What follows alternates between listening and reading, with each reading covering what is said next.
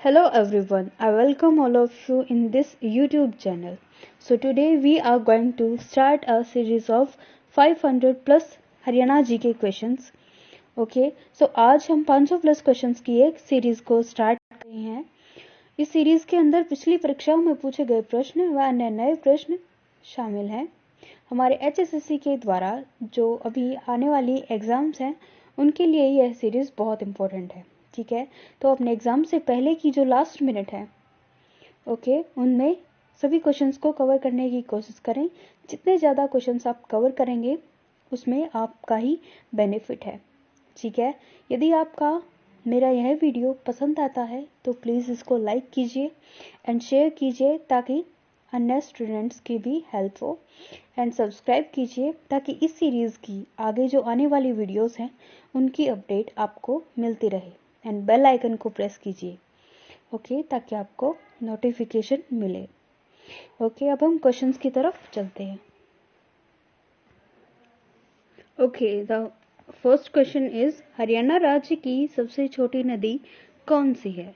ये क्वेश्चन आपको क्या कहता है कि हरियाणा राज्य की लंबाई के अकॉर्डिंग सबसे छोटी नदी कौन सी है. यमुना नदी, थापना नदी, साहिबी नदी या सरस्वती नदी. तो इसका आंसर है थापना नदी. हरियाणा राज्य की सबसे छोटी नदी है थापना नदी.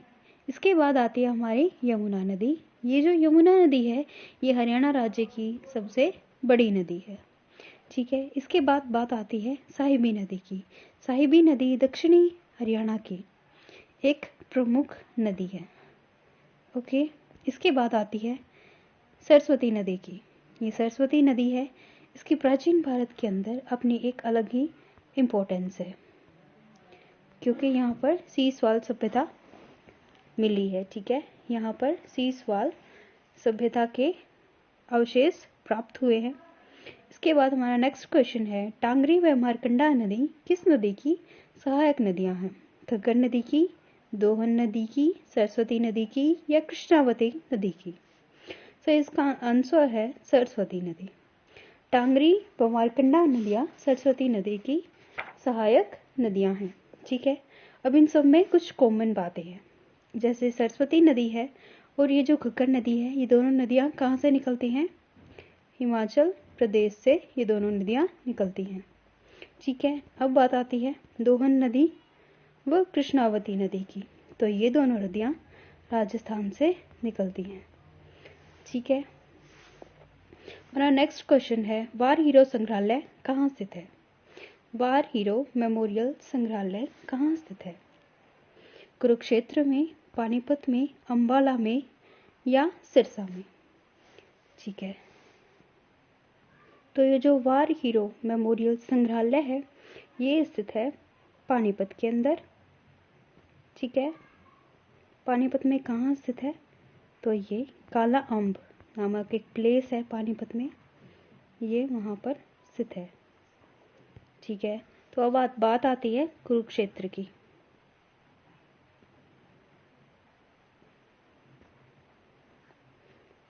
सो कुरुक्षेत्र के अंदर श्री कृष्ण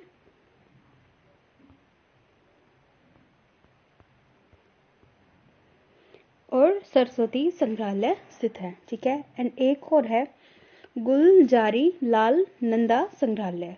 ठीक है, तो कुरुक्षेत्र के अंदर दो संग्रहालय हैं, श्री कृष्ण या फिर सरस्वती संग्रहालय और दूसरा है गुलजारी लाल नंदा संग्रहालय. ठीक है, सो गुलजारी लाल नंदा जो संग्रहालय है इसकी स्थापना की गई थी 1957 के अंदर. अब बात आती है अंबाला डिस्ट्रिक्ट की. ठीक है, सो अंबाला डिस्ट्रिक्ट के अंदर जो संग्रहालय स्थित है वो है फ्रोजन टीयर शहीद स्मारक संग्रहालय. फ्रोजन है, वो मिस्टेक हो गई थी. फ्रोजन टीयर शहीद स्मारक संग्रहालय ये अंबाला में स्थित है. अब आता है हमारा सिरसा डिस्ट्रिक्ट. अब सिरसा के अंदर लीलाधरन दुखी स्मारक सरस्वती संग्रहालय स्थित है. कौन सा संग्रहालय है सिरसा के अंदर. लीलाधरन। ओके, लीलाधरन दुखी स्मारक सरस्वती संग्रहालय, ये सिरसा के अंदर स्थित है। इसके बाद हमारा नेक्स्ट क्वेश्चन आता है, गेहूं का कटोरा कौन सा डिस्ट्रिक्ट कहलाता है? गेहूं का कटोरा कौन सा डिस्ट्रिक्ट कहलाता है? सोनीपत, फरीदाबाद, सिरसा या रोहतक। ठीक है, तो गेहूं का कटोरा कौन सा डिस्ट्रिक्ट कहलाता है? सिरसा। ठीक है, अब ये जो रोहतक जिला है हमारा, इसके अंदर ज्वार सबसे ज्यादा मात्रा के अंदर पैदा होता है। ठीक है, इसके बाद हमारा जिला आता है सोनीपत। सोनीपत के अंदर खुम्बी, मशरूम व सीताफल की अधिक पैदावार होती है। इसके बाद आता है फरीदाबाद। तो फरीदाबाद के अंदर सबसे ज्यादा ट्रैक्टर, ठीक है, ट्रैक्टर का निर्माण होता है, ट्रैक्टर बनाए जाते हैं भाई फरीदाबाद के अंदर सबसे ज्यादा। ओके, एंड सेकंड थिंग जो फरीदाबाद के अंदर है वो है सबसे ज्यादा कृषि यंत्रों का निर्माण भी फरीदाबाद में ही होता है। हमारा नेक्स्ट क्वेश्चन है, an agriculture geography of Haryana जो पुस्तक है, इसके लेखक कौन थे? ओपी धनखड़, खुशीराम, कुलदीप शर्मा या हिमांशु शर्मा? ओके, इस क्वेश्चन का जो हमारा आंसर है वो है ऑप्शन ए, ओपी धनखड़। ठीक है, हमारा नेक्स्ट क्वेश्चन है, राज्य की नई खेल नीति कब लागू की गई? 12 जनवरी 2015, 21 अगस्त 2009, 21 अगस्त 2001 या 12 जनवरी 2016? राज्य की नई खेल नीति कब लागू की गई? तो राज्य की जो नई नीति थी वो लागू की गई थी 12 जनवरी 2015 को। ठीक है, नई खेल नीति के अंदर जो सम्मिलित थे खेल वो थे मुक्केबाजी यानी डिफलिम्पिक्स। ठीक है, और जो पुरानी खेल नीति थी वो भाई 21 अगस्त 2009 को लागू की गई थी। ठीक है, तो नई खेल नीति लागू की गई थी 12 जनवरी 2015 को और पुरानी खेल नीति लागू की गई थी 21 अगस्त 2009 को। अब यहाँ पर ऑप्शन है 2001। ठीक है, तो 2001 के अंदर क्या हुआ था कि राज्यों के अंदर जो खेलों में दिया जाने वाला सबसे बड़ा पुरस्कार है वो है भीम अवार्ड। इसकी शुरुआत की गई थी 2001 के अंदर। ठीक है, और ये राज्य के राज्यपाल यानी गवर्नर के द्वारा दिया जाता है। इसके अंदर 5 लाख रुपए दिए जाते हैं। ओके, और भीम अवार्ड प्राप्त करने वाली पहली महिला थी गीता जुत्सी। ठीक है, ये थी गुरुग्राम से। इसके बाद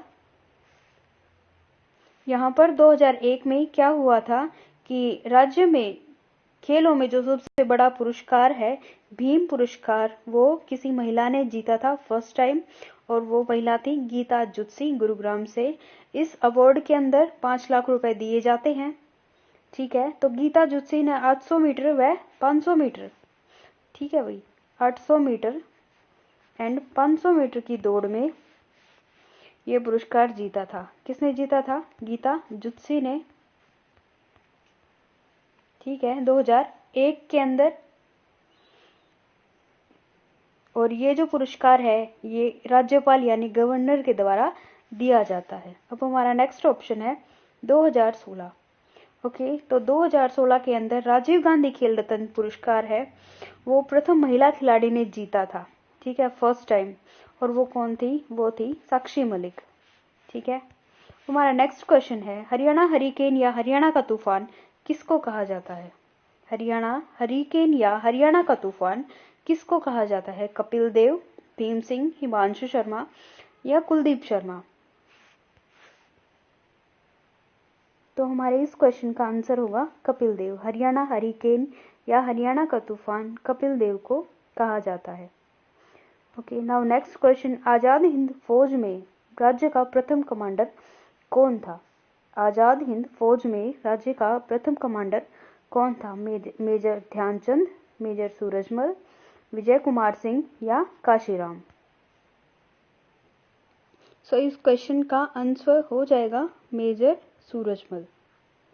ठीक है, तो आजाद हिंद फौज के जो हरियाणवी कमांडर थे वो थे मेजर सूरजमल। ओके, सो आजाद हिंद फौज के अंदर हरियाणा के जो कुल सैनिक थे वो थे 2845। ओके, एंड इनमें से 340 जो सैनिक थे वो शहीद हो गए थे। ठीक है, और ये भी क्वेश्चन आ जाता है कि आजाद हिंद फौज के किस सूरवीर ने अंग्रेजों के खिलाफ मणिपुर की धरती पर तिरंगा फहराया था? तो वो भी कौन थे? मेजर सूरजमल। ठीक है, एंड इस क्वेश्चन के अंदर ये जो विजय कुमार सिंह हैं ये कौन है? ये अंग्रेजी सेना में प्रथम हरियाणवी कमांडर थे। ठीक है, कौन थे अंग्रेजी सेना में प्रथम हरियाणवी कमांडर? वो है विजय कुमार सिंह। ओके, अब आते हैं काशीराम। तो ये जो काशीराम है ये गदर पार्टी के हरियाणवी नेता थे। ठीक है, गदर पार्टी के हरियाणवी नेता कौन थे? ठीक है, गदर पार्टी के हरियाणवी नेता कौन थे? काशीराम। अब आते हैं राजा सूरजमल। ठीक है, ये सूरजमल हैं। इन्होंने पानीपत के का जो तीसरा युद्ध हुआ था उसके अंदर जो मराठाओं के जो मराठा शरणार्थी थे उनको इन्होंने आश्रय दिया था। ओके, सो इस क्वेश्चन से हमारे इतने क्वेश्चंस क्लियर होते हैं। नेक्स्ट क्वेश्चन है हरियाणा राज्य पर्यटक दिवस कब मनाया जाता है? ठीक है, तो हरियाणा राज्य का जो पर्यटक दिवस है वो कब मनाया जाता है? ओके, तो हरियाणा राज्य पर्यटक दिवस 1 सितंबर को मनाया जाता है। ठीक है, यहाँ पर 1 नवंबर को हरियाणा राज्य दिवस मनाया जाता है एंड 23 सितंबर को हरियाणा वीर शहीदी दिवस मनाया जाता है। ठीक है, वीर शहीदी दिवस। अब हमारा नेक्स्ट क्वेश्चन है राज्य में प्राचीन समय से ही किन संख्याओं को अशुभ माना जाता है? ठीक है, तो ये संख्याएं हैं 3 और 13। ठीक है भाई, इन दोनों संख्याओं को राज्य के अंदर प्राचीन समय से ही अशुभ माना जाता है। हमारा नेक्स्ट क्वेश्चन है हरियाणा राज्य दिवस नहीं सॉरी हरियाणा वृक्ष दिवस कब मनाया जाता है? 10 जुलाई, 15 जुलाई, 20 जुलाई या फिर 30 जुलाई? तो इसका आंसर हो जाएगा 15 जुलाई। ओके, हमारा नेक्स्ट क्वेश्चन है महात्मा गांधी अंबाला कब आए? 8 मार्च 1921, 17 फरवरी 1921, 22 अक्टूबर 1920 या फिर 15 फरवरी 1920? ओके, तो यहाँ पर एक नया टॉपिक आता है महात्मा गांधी व हरियाणा। ठीक है, तो सबसे पहले हरियाणा में महात्मा गांधी आए थे अंबाला के अंदर। ठीक है, तो इस क्वेश्चन का आंसर हो जाएगा महात्मा गांधी अंबाला कब आए थे? तो ये आए थे 8 मार्च 1921। अब हम महात्मा गांधी जी की स्टोरी को देखेंगे हरियाणा के अंदर। ठीक है, तो महात्मा गांधी सर्वप्रथम हरियाणा से गिरफ्तार किए गए थे। कब गिरफ्तार किए गए थे? 10 अप्रैल 1919 को उनको हरियाणा से गिरफ्तार किया गया था। ठीक है, इसके बाद महात्मा गांधी रोहतक में आए थे 17 फरवरी 1921 को। ठीक है, कब आए थे? 17 फरवरी 1921 को आए थे। और अब जब महात्मा गांधी रोहतक में आए थे तो उनकी मुलाकात हुई थी अली बंधु से। ठीक है भाई, उनकी मुलाकात किससे हुई थी? अली बंधु से। ओके, और उन्होंने यहाँ से ही खिलाफत आंदोलन के कैदियों से मिले थे वो। ठीक है, यहीं से वो खिलाफत आंदोलन के कैदियों से मिले थे और यहाँ पर आकर रोहतक में आकर उन्होंने वैश्व हाई स्कूल की नींव भी रखी थी। इसके बाद महात्मा गांधी दूसरी बार रोहतक 2 दिसंबर 1947 को 2 दिसंबर 1947 को मौलाना आजाद के साथ आए थे। ठीक है, अब रोहतक के अंदर इनकी स्टोरी समाप्त होती है। इसके बाद महात्मा गांधी जी भिवानी के अंदर 22 अक्टूबर 1920 को आए थे। ठीक है, अब भिवानी के अंदर महात्मा गांधी जी ने पंडित नेकीराम शर्मा व के.ई. देसाई के साथ उनसे मुलाकात की थी। ठीक है, सो महात्मा गांधी ने भिवानी के अंदर पंडित नेकीराम शर्मा व के.ई. देसाई के साथ मुलाकात की थी। इसके बाद महात्मा गांधी ने भिवानी के अंदर प्रथम अम्बाला डिवीजन कॉन्फ्रेंस में भाग लिया था और भिवानी के अंदर भी उन्होंने वैश्व हाई स्कूल की नींव रखी थी। ठीक है, इसके बाद आता है 15 फरवरी 1921। सो 15 फरवरी 1921 को महात्मा गांधी जी दूसरी बार भिवानी के अंदर गए थे। ठीक है, भिवानी में दूसरी बार गए थे। इसके बाद महात्मा गांधी जी 9 दिसंबर 1947 को नूह में गए थे। ठीक है, और इन्होंने महर्षि दयानंद जी व हरियाणा, अब जो ये MDU यूनिवर्सिटी है, ये अम्बाड़ा में महर्षि दयानंद जी गए थे 17 जुलाई 1878 को। ठीक है,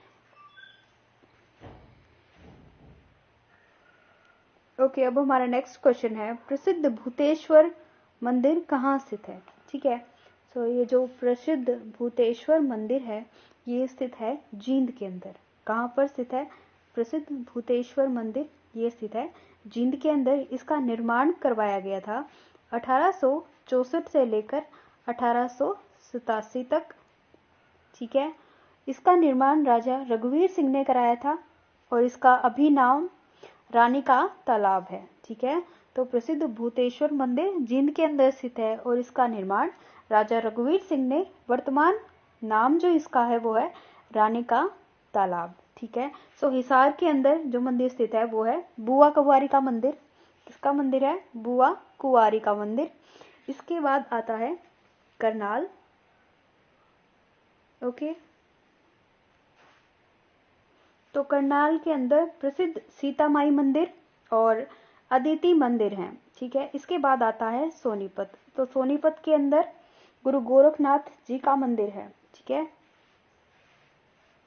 नेक्स्ट क्वेश्चन है राज्य का सबसे प्राचीन मंदिर कौन सा है? विष्णु मंदिर तोसाम, बिरला मंदिर कुरुक्षेत्र, भीमेश्वरी देवी मंदिर बेरी, शीतला माता मंदिर गुरुग्राम। तो जो सबसे प्राचीन मंदिर है वह है विष्णु मंदिर तोसाम। ठीक है, तो ये भिवानी के अंदर है। अब ये जो बिरला मंदिर है ये सबसे बड़ा मंदिर है हरियाणा राज्य का। ये कुरुक्षेत्र के अंदर है और इसको श्री जुगल किशोर बिरला ने बनवाया था 1995 के अंदर। ओके, और ये थानेसर के अंदर स्थित है। नेक्स्ट हमारा मंदिर है भीमेश्वरी देवी मंदिर। ठीक है, तो ये जो भीमेश्वरी देवी मंदिर है इसको क्या कहा जाता है? इसको देवी का मंदिर भी कहा जाता है। ये बेरी के अंदर स्थित है, इसकी बहुत मान्यता है।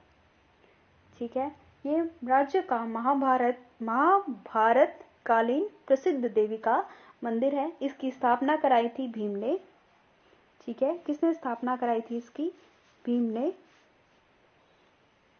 ओके, अब हमारा नेक्स्ट है शीतला माता मंदिर। ये जो शीतला माता मंदिर है इसकी स्थापना द्रोणाचार्य जी की पत्नी शीतला देवी के नाम पर की गई थी। ठीक है, तो शीतला देवी माता मंदिर है, इसकी स्थापना द्रोणाचार्य की पत्नी शीतला देवी के नाम पर की गई थी। ठीक है, और इसको मसाणी माता मंदिर भी कहा जाता है। इसके बोर्ड का गठन किया गया था 1991 के अंदर। इसके जो अध्यक्ष होते हैं वो होते हैं मुख्यमंत्री। ओके, हमारा नेक्स्ट क्वेश्चन है हरियाणवी भाषा में अमृतवाणी किसके द्वारा लिखी गई है? हरियाणवी भाषा में अमृतवाणी किसके द्वारा लिखी गई है? संत नित्यानंद, संत गरीबदास, गुरु गोरखनाथ या ताऊ सांगी। ठीक है, तो संत गरीबदास के द्वारा जो हरियाणवी भाषा में अमृतवाणी लिखी गई है। ओके, सो इस क्वेश्चन का आंसर क्या होगा? संत गरीबदास। ये जो संत गरीबदास है इनका जन्म झज्जर के चुडानी गांव में हुआ था। ठीक है, कहाँ हुआ था? झज्जर के चुडानी गांव में। इसके बाद आते हैं संत नित्यानंद जी। ठीक है, तो ये जो संत नित्यानंद जी हैं ये राज्य के प्रमुख गरीबदास साहित्यकार में से एक है। इनका जो वास्तविक नाम है वो है नंदलाल। ठीक है, इनका जो वास्तविक नाम था वो क्या था? नंदलाल। किसका नाम था ये? संत नित्यानंद जी का। इसके बाद आते हैं गुरु गोरखनाथ। तो ये जो गुरु गोरखनाथ हैं इनके द्वारा पांडुलिपि में 49 राग, कितने? 49 राग व 182 पदों, 182 पद संकलन है इनके द्वारा। ठीक है, सो पांडुलिपि में 49 राग व 182 पदों का संकलन है। किनके द्वारा है संकलन? गुरु गोरखनाथ जी के द्वारा। अब हमारे नेक्स्ट ऑप्शन है ताऊ सांगी। सो अब ताऊ सांगी से रिलेटेड कुछ बातें जानते हैं। ठीक है, ये क्या है? ये एक रचनाकार हैं। इन्होंने 19वीं शताब्दी में रुक्मणी विवाह के नाम के एक ग्रंथ की रचना की थी। ठीक है, ताऊ सांगी एक रचनाकार हैं। इन्होंने रुक्मणी विवाह एक प्रसिद्ध ग्रंथ है, इसकी रचना की थी। कब की थी?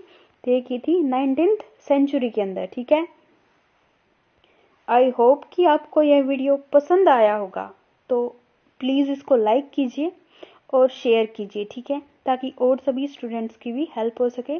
एंड चैनल को सब्सक्राइब कीजिएगा ताकि आगे आने वाली जो चैनल